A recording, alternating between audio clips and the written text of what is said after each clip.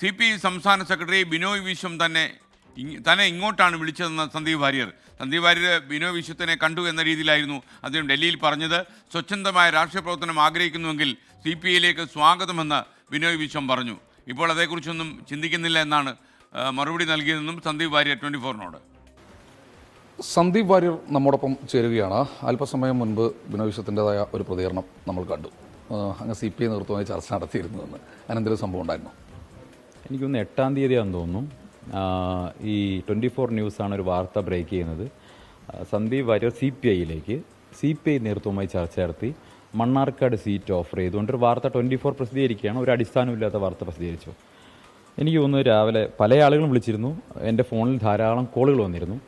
എനിക്ക് തോന്നുന്നു ഒരു 10-10:30 മണിയായപ്പോൾ സമയത്തോ മറ്റോ CPIയുടെ പാലക്കാട് അസിസ്റ്റന്റ് സെക്രട്ടറി അദ്ദേഹം സുരേഷ് രാജ്, ജില്ലാ സെക്രട്ടറി, നിങ്ങളൊക്കെ നമുക്ക് വലിയ കാര്യമാണ്, നിങ്ങൾക്ക് അങ്ങനെ വല്ല താല്പര്യം ഉണ്ടെങ്കിൽ നമ്മൾ പറയാൻ മടിക്കരുത് എന്ന് പറഞ്ഞു. ഞാൻ പറഞ്ഞു നോക്കാം, നമുക്ക് എന്തായാലും ഞാൻ ഈ സമയത്ത് ഞാൻ അത്തരത്തിൽ ഒരു തീരുമാനം എടുത്തിട്ടില്ല, ഒരു ചർച്ചയും ആരും നടത്താൻ ആഗ്രഹിക്കുന്നുമില്ല, അങ്ങനെ എന്തെങ്കിലും ഉണ്ടെങ്കിൽ ഞാൻ അറിയിച്ചോളാം എന്ന് പറഞ്ഞ് സാമാന്യ മര്യാദയ്ക്ക് അത് പറഞ്ഞ് ഞാൻ ഫോൺ കട്ട് ചെയ്തു. കുറേ കോളുകൾ 3-4 കോളുകൾ വന്ന് കിടക്കുന്നുണ്ട്. നോക്കുന്ന സമയത്ത് അതിൽ ഈ വാട്സപ്പിൽ ബിനോയ് വിശ്വം എന്നുണ്ട്, പിന്നെ ഒരു മെസ്സേജുണ്ട് ഇംഗ്ലീഷിൽ ബിനോയ് വിശ്വം എന്നൊക്കെ പറഞ്ഞൊരു മെസ്സേജും ഉണ്ടായിരുന്നു. ഞാൻ ബിനോയ് വിശ്വത്തെ ഏറെ ബഹുമാനിക്കുന്നൊരു നേതാവാണ്. അദ്ദേഹം ഈ ചർച്ച എന്ന് ഉദ്ദേശിച്ചത് അദ്ദേഹം ഈ ഫോണിൽ വിളിച്ച് എന്നെ സ്വാഗതം ചെയ്ത് തന്നെയാണോ ചർച്ച എന്ന് ഉദ്ദേശിച്ച് എനിക്കറിയില്ല.